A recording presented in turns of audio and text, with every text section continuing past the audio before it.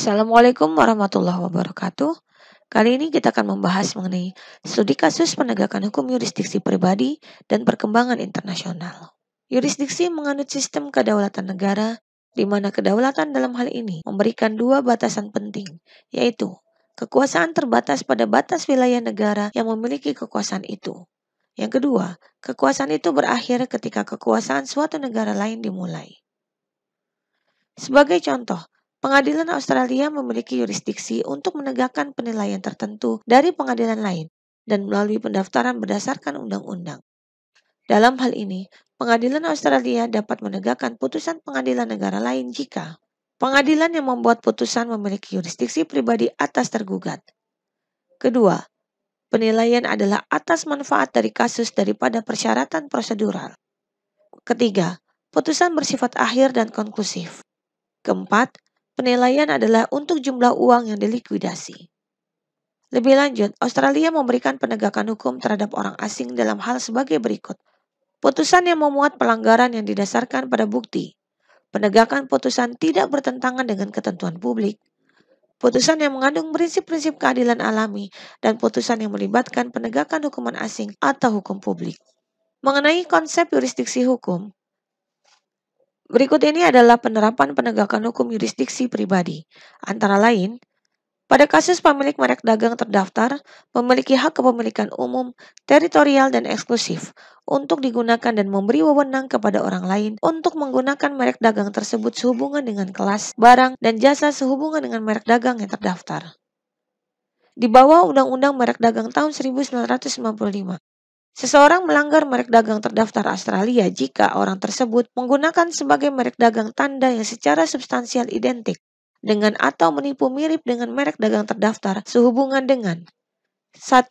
Barang atau jasa sehubungan dengan merek dagang yang terdaftar, atau 2. Barang dan jasa dengan deskripsi yang sama dengan yang sehubungan dengan merek dagang yang terdaftar, atau barang yang terkait erat dengan yurisdiksi sehubungan dengan merek dagang yang terdaftar, atau yurisdiksi yang terkait erat dengan barang sehubungan dengan merek dagang yang terdaftar.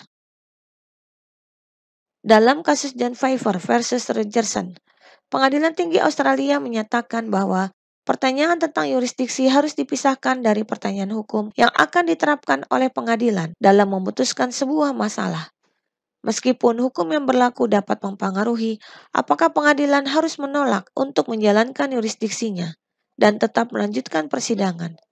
Pengadilan Tinggi menyatakan bahwa wewenang pengadilan untuk memutuskan pertanyaan ini dan hak-hak substansi para pihak ditentukan semata-mata dengan penerapan prinsip-prinsip yurisdiksi.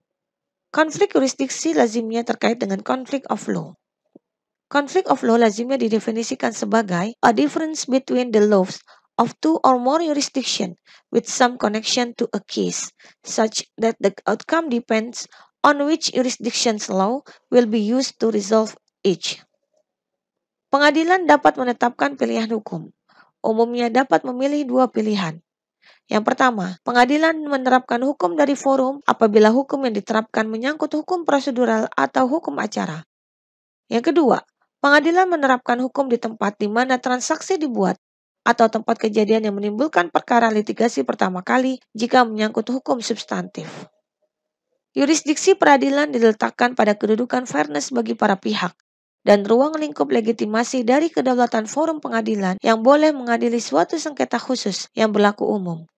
Yurisdiksi juga terkait dengan kewenangan asal suatu peradilan. Suatu peradilan mungkin ditujukan baik sebagai pengadilan untuk yurisdiksi umum ataupun yurisdiksi khusus. Yurisdiksi umum adalah peradilan yang memiliki kewenangan untuk mengadili semua kasus yang tidak secara khusus dinyatakan sebagai yurisdiksi khusus. Sedangkan yurisdiksi khusus hanya mengadili kasus khusus tertentu.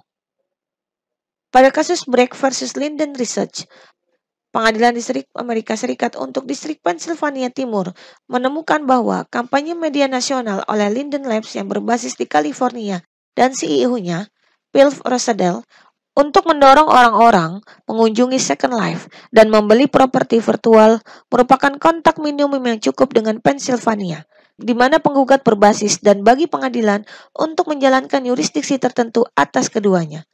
Dalam pandangan pengadilan, fakta bahwa pengadilan tergugat tidak ditargetkan pada keadaan tertentu, tetapi bagi bangsa pada umumnya. Sekian dan terima kasih.